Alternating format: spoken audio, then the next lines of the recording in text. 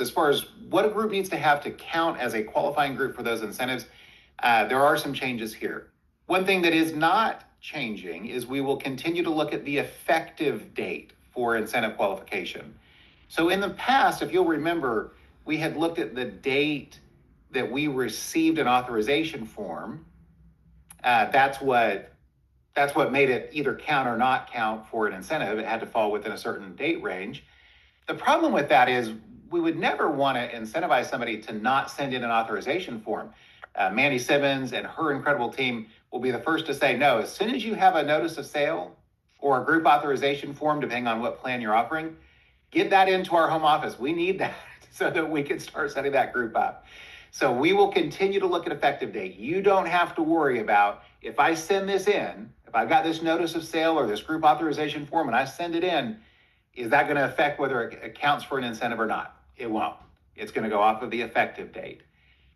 For self-pay and full fringe groups, we are going to require to count for an incentive at least 3 unique members and $150 in premium. Now, the $150 in premium is the same as it was last year. The 3 unique members is a slight increase from 2. The reality is, though, when you're selling group accounts, in order to get to $150 in premium, that's typically going to be a whole lot more than 3 unique members. What we don't count there is if you go sell a small business plan and then that business owner also purchases a membership, that technically counts as 2. And what we're saying is, no, they need to have an employee on that as well. And that way we're getting into true employee groups, which is really what we're looking for with these new groups incentives.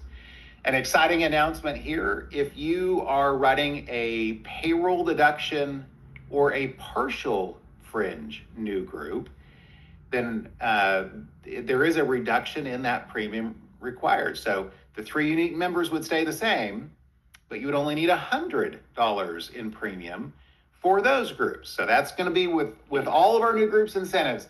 You're going to see those requirements.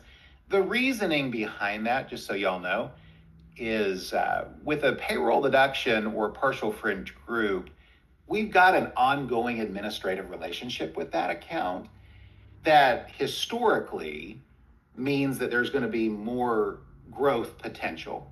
You're